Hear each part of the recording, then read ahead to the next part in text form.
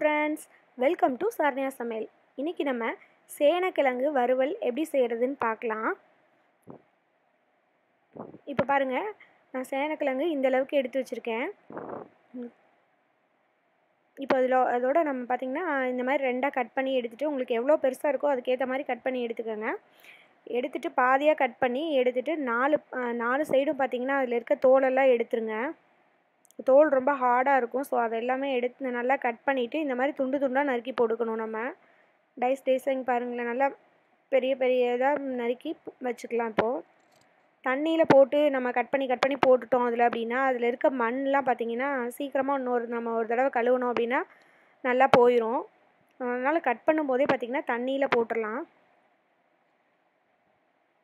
Cut பண்ணி தண்ணியில் போட்டோன்னா ஒரு தடவை கழுவிட்டால் நல்லா சுத்தமாக போயிடும். இதில் பார்த்திங்கன்னா மண் அதிகமாக இருக்கும். ஸோ அதனால் நல்லா கழுவிட்டோன்னா பாருங்கள், இந்த மாதிரி கட் பண்ணி எடுத்து நல்லா கழுவி வச்சு எடுத்துட்டேன். இப்போ அதை அரைக்கிறதுக்கு என்னென்னு நம்ம பார்த்துடலாம். இப்போ நான் தேங்காய் இந்த அளவுக்கு சேர்க்குறேன். நீங்கள் மசாலா எந்த அளவுக்கு தேவைப்படுதோ அந்த அளவுக்கு எல்லா பொருளுமே அதிகமாக சேர்த்துக்கலாம். நான் தேங்காய் இந்த அளவுக்கு சேர்க்குறேன். சீரகம் 1 ஸ்பூன் சேர்க்குறேன். சோம்பு ஒரு 1/2 ஸ்பூன் சேர்க்குறேன்.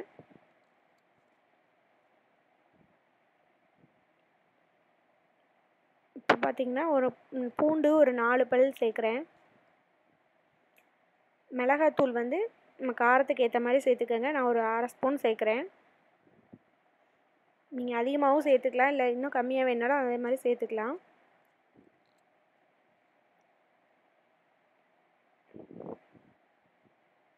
இப்போது இந்த காஷ்மீரி சில்லி பவுடர் இது ஒரு 1/2 ஸ்பூன் சேர்க்குறேன். இது பார்த்திங்கன்னா கலர் நல்லாயிருக்கும். நீங்கள் இது சேர்க்கலைனாலும் பரவாயில்ல, வெறும் மிளகாத்தூள் சேர்த்தாலே போதும். உப்பு மசாலுக்கு தேவையான அளவு நான் சேர்த்துக்கிறேன். நம்ம கிழங்குல பார்த்திங்கன்னா அதுக்கு தேவையான அளவு உப்பு போட்டுக்கலாம். இது நம்ம அரைக்கிறதுக்கு மட்டும் தேவையான அளவு உப்பு போட்டு நல்லா பேஸ்ட்டாக நம்ம அரைச்சி எடுத்து வச்சுக்கலாம். அதை இப்போ நம்ம இந்த கிழங்க நம்ம வறுத்துடலாம். இப்போ நான் இதுக்கு பார்த்திங்கன்னா கொஞ்சம் ஆயில் நிறையா சேர்த்தா தான் நல்லா டேஸ்ட்டாக இருக்கும். நீங்கள் நல்லா டீப் ஃப்ரை பண்ணி நம்ம இந்த கிழங்கு பொரித்து எடுத்துகிட்டு அதுக்கப்புறமும் நம்ம மசாலா சேர்த்து பண்ணலாம். இப்போ நான் அந்த மாதிரி பண்ணலை, சும்மா எண்ணெய் விட்டு நான் வறுத்துட்டோம் அப்படின்னாலே பார்த்திங்கன்னா நல்லா கொஞ்சம் மொறுமொறுன்னு ஆயிரும். இப்போ அதுக்கு தேவையான அளவு உப்பு நான் சேர்த்துட்டேன். கிழங்குக்கு தேவையான அளவு எண்ணெய் கொஞ்சம் அதிகமாக சேர்த்து நல்லா நம்ம சிம்லேயே வச்சு ஃபஸ்ட்டு வறுத்து எடுத்துக்கலாம். இப்போ பார்த்திங்கன்னா ஸ்டார்டிங்கில் நம்ம போட்டோன்னா அடியிலலாம் கிழங்கு ஒட்டுற மாதிரி இருக்கும். கொஞ்சம் நல்லா ஆயில் ஊற்றிட்டு சிம்லேயே வச்சோம் அப்படின்னா நல்லா மொறுமொறுன்னு வந்துடும். இப்போ நம்ம அரைச்சி வச்சுருக்க பேஸ்ட்டை அதில் சேர்த்துக்கலாம்.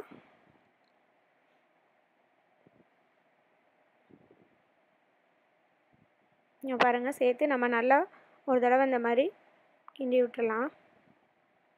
இந்த மாதிரி நம்ம ஊற்றிட்டு அந்த பேஸ்ட் அதோடு சேர்த்துட்டு நல்லா இந்த மாதிரி வறுத்துட்டே இருந்தோம் அப்படின்னா, கிண்டி விட்டுட்டே இருந்தோம் அப்படின்னாலே பார்த்திங்கன்னா நல்லா மொறுமொறுன்னு வந்துடும். சிம்லேயே தான் இருக்கணும். பார்த்திங்கன்னா இந்த மாதிரி நம்ம இரும்பு சட்டியில் வச்சு இது பண்ணோம் அப்படின்னா ரொம்ப சூப்பராக இருக்கும். மொறுமொறுன்னு அவ்வளோ டேஸ்ட்டாக வந்துடும். பாருங்கள், இப்போ நான் ஒரு 5 மினிட்ஸ் தான் வச்சுருந்தேன்.